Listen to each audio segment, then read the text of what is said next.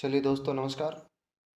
आज हम शारीरिक शिक्षा के नए टॉपिक के साथ आज का हमारा शारीरिक शिक्षा का नया टॉपिक होगा शारीरिक शिक्षा के का सामान्य शिक्षा के साथ जो संबंध है वो किस प्रकार है, इनमें दोनों में से क्या संबंध है।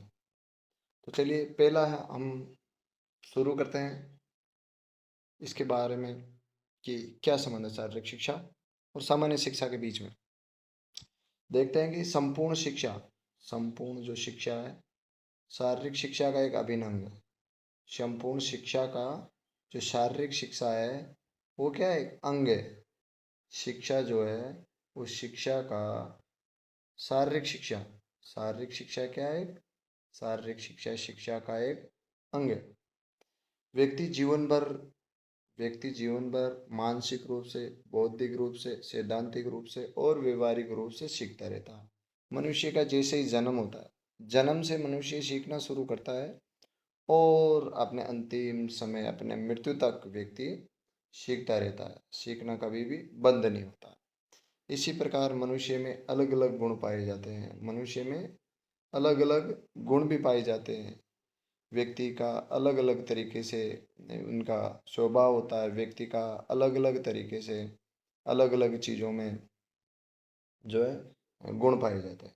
इस प्रकार हम उन गुणों को शिक्षा के माध्यम से विकसित किया जाता है। हम अगर व्यक्ति को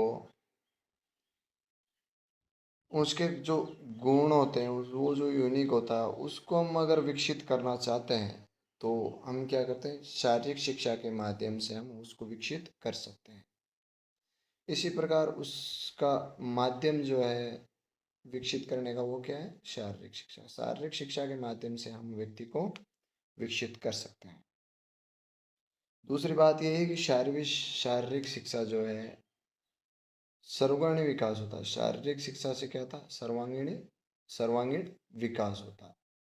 जब व्यक्ति का सर्वांगीण विकास होता है वो शारीरिक शिक्षा के माध्यम से सीखता है और वो फिर शारीरिक शिक्षा के माध्यम से सीखता है और सर्वांगीण विकास प्राप्त करता है, जिसमें कि उसमें शारीरिक विकास होता है, मानसिक विकास होता है और बौद्धिक विकास होता है, नैतिक विकास होता है, सामाजिक विकास होता है। इस प्रकार वो सर्वांगीण विकास होता है। और विद्वानों ने कहा भी है कि जिसका शरीर है स्वस्थ होगा तो उसका क्या होगा, मस्तिष्क भी क्या होगा, मस्तिष्क भी स्वस्थ होगा। और कहते हैं कि स्वस्थ शरीर में स्वस्थ मस्तिष्क क्या करता है, निवास करता है। और जो व्यक्ति स्वस्थ होगा वो क्या होगा, वे व्यक्ति एकाग्र भी होगा। और कि जैसे जब व्यक्ति एकाग्र होता है तो अपने कार्यों को क्या करता है, पूर्ण रूप से सही प्रकार से पूरा कर लेता है और स्वस्थ व्यक्ति के कार्यों पूर्ण होते हैं। और जब हम अस्वस्थ व्यक्ति से हम कोई कार्य करवाते हैं, जब कोई किसी कार्य को नहीं करना चाहता है लेकिन हम बलपूर्वक अगर किसी से अस्वस्थ व्यक्ति से करवाते हैं तो ये जरूरी नहीं है कि वो अपना कार्य क्या करेगा, पूरा करेगा।